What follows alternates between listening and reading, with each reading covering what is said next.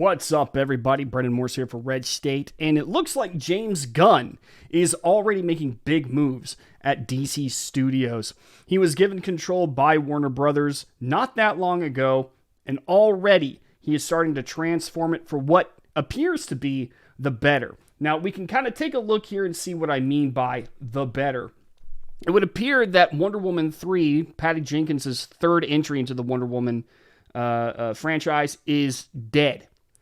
James Gunn has shot it, took it out back and shot it. And to be honest, it needed to be shot. Now, to be fair, Wonder Woman 1, not a bad movie. I thought it was pretty good. It actually had stakes. It had heart. A little bit of a silly ending, but I wouldn't say it was an overall bad movie. Now, Wonder Woman 2 was an abject horror to watch. It was boring. I couldn't even finish it in one sitting. There are so many things in that movie that were just it didn't make sense. Some of it, when you really stop to think about it, was absolutely awful. For instance, the fact that Wonder Woman effectively took advantage of a guy who had completely lost himself because he was inhabited by the ghost of her former lover. Just weird decisions made in that movie that really it was a bad movie all along. All throughout, it was a bad movie. So now we're seeing that Patty Jenkins had written a third Wonder Woman entry, and it is now dead. This is from Bounding Into Comics. To the absolute surprise of no one who saw the Amazing Amazon's last cinematic waste of time, Warner Bros. Discovery has passed on Patty Jenkins' third Wonder Woman film after her treatment was reportedly determined to, quote, not fit in with the studio's newly revised plans for DC's storehouse of IPs. As first relayed to The Hollywood Reporter by alleged insider sources on December 7th, Jenkins' return trip to Themyscira is not moving forward and is considered dead in its current incarnation. According to said sources, the decision to pass on the Jenkins and veteran DC scribe Jeff Johns' co-written threequel was determined after the director had submitted her treatment. However, after doing so, Jenkins was called to meet with current DC Studios heads James Gunn and Peter Safran, as well as Warner Bros. Pictures co-chairs and co-CEOs Michael DeLuca and Pamela Abdy, who in turn, quote, broke the news to the filmmaker, telling her the project, as it stood, did not fit in with the new, but still unfolding plans. In light of this news, the actress behind the studio's latest live-action portrayal of the iconic hero, Gal Gadot, took to her personal Twitter to express gratitude for the time she got to spend in the Golden Tiara. A few years ago, it was announced that I was going to play Wonder Woman. I'm so grateful to have the opportunity to play such an incredible, iconic character. And more than anything, I'm grateful to you. She added the fans. Can't wait to share her next chapter with you. I didn't think Gal Gadot was a bad Wonder Woman. I actually thought that she was a perfect choice. And I actually do really hope to see her don the Wonder Woman outfit again. I don't know if she will come back if Patty Jenkins is not in control. We'll see. But this, overall, is great news. This is great news not just because we're going to possibly get a much better class of superhero movie out of DC now with James Gunn in charge. James Gunn, who is known for his Guardians of the Galaxy movies, some of the few really good movies within the MCU. But also it's good about it because you're not going to see any more of this high feminist wokeness come out of DC, it seems like. It seems like James Gunn is now going to buckle down, and I can tell you that he's probably going to do that because he is under direction by Larry Zaslav, who is the overall president of Warner Bros. Discovery. And Warner Bros. Discovery has been taking some huge moves away from leftist propaganda, away from social justice propaganda over the course of time. As you can see, he's already made big changes at CNN with, the firing of various hard left people who needed to go, who were weighing down the network. You saw Don Lemon downgraded to a morning show that very few people are even tuning in for.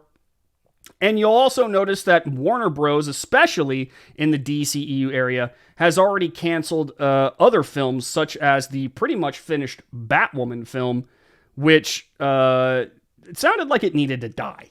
It sounded like it needed to die very badly. According to leaks and rumors, this movie was going to be an insanely woke film, only one that is going to please a very, very small, minute, social justice inclined audience, and piss everyone else off, apparently. So this is great news. This is really great news, not just for DC. It's really great news for everyone else who just wants to go out and view a movie without getting preached at. With James Gunn in charge and Larry Zaslav heading it all up, it seems like we can expect a real cultural turnaround now. If this works out for Warner Brothers, and it should, and if they do create something that is just pure entertainment, no preachiness, then we should support it. We should absolutely support it so that it teaches not just Warner Bros. That they're on the right track, but any other company for that matter. Any other company who might come along and see the Warner Bros. Example of stepping away from politics, getting away from social justice, no more ESG adherence, all that nonsense, and say, you know what? This is where the profitability is. This is where the audience is. This is what people want to see, and we should move toward that. And they absolutely should. No one should be subjected to all this preachiness that we've been subjected to over the course of God knows how many years now, from DC and Warner Brothers bringing us this nonsense that they had for a long time up until recently. CNN being a complete and total waste of time to the point where even leftists don't want to watch it anymore. And it's infected everywhere, every business almost, at least in the entertainment sector. Disney being a very good example of this. Disney has just 100% caved to the social justice crowd, and you can see it in the products that they release. You can see it in the movies that they release. Once big names, whether it's Thor, anybody in the MCU that we're talking about, Doctor Strange, the Hulk, all of these people have now been corrupted, bastardized, lessened. I would say lessened. And pretty much Disney movies are now coming out where no one wants to go see them. Outer Worlds, which released to almost no fanfare, had a lot of social justice messaging in it. It's almost not worth seeing anything from Disney anymore. So what we would like to happen overall is for Warner Brothers to turn turn a new leaf, start releasing stuff that is absolutely worth watching, and hopefully other studios will follow suit. And if we do, then that will be a huge change in the culture war. The social justice left will no longer have a huge hold on our culture anymore. And I imagine that this will actually have a huge, massively positive effect on our society as a whole. In order for this to happen, we absolutely must support that which deserves to be supported. Corporations aren't going to learn their lesson unless we actually start telling them what it is that we want to see, not just what we don't want to see.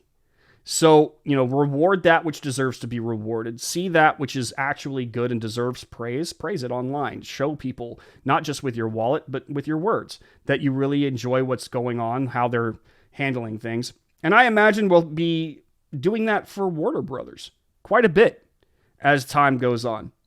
Hey, like this video, subscribe, and I'll see you in the next one.